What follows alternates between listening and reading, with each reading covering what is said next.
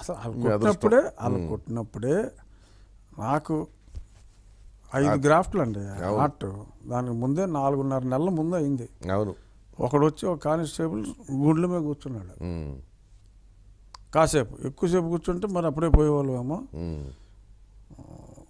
So అప్పుడే తెల్లారేటప్పటికే పోతారని కూడా అనుకున్నాను. బాగా ఏడ్చారా కొట్టినప్పుడు? కొట్టినప్పుడు కేకలేశారు.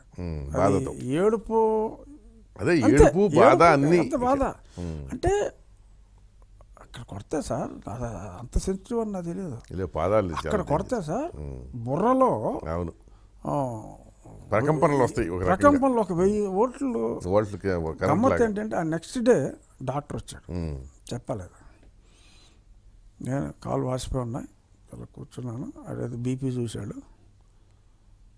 అంతంటే 165/110 అన్నాడు. అమ్మ బాబాయ్ అన్నాడు. రాశాడు, చూసా 120/80.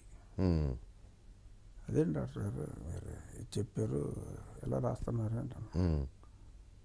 అంతే రాయమన్నారని అన్నాడు. సరే అయితే ఇది రిపోర్ట్ చేయండి, నేను నడలేకపోతున్నాను, వాసిపోయింది కదా, బ్లడ్ క్లాట్స్ నల్లగా పాదం లోపల నల్ల చారలు, దానికేమో సొరేసిస్ అని చెప్పి ప్రచారం చేశారు. సో ఇది కొంచెం నోట్ చేయండి అన్న.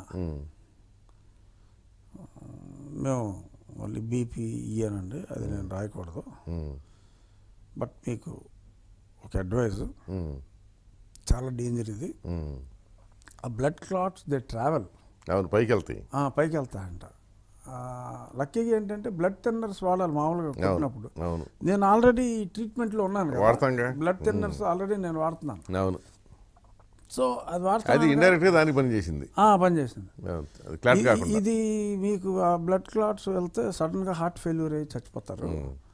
ఇట్స్ వెరీ డేంజరస్ ఇది. సో మీరు you got to be very careful. ఇది నా అడ్వైస్ సార్. బట్ మాకు we have our own threats. So అందుకని నేను మీ బీపీ ఇంతే ఉందని రాస్తున్నాను, అంత బాగుందని రిపోర్ట్ ఇవ్వమని నాకు వార్నింగ్ ఇచ్చి పంపారు. దయచేసి నన్ను మిస్అండర్స్టాండ్ చేసుకోవద్దు, మీరు జాగ్రత్తగా లేకపోతే యూ హ్యావ్ లైఫ్ రిస్క్ అని చెప్పి చెప్పారు.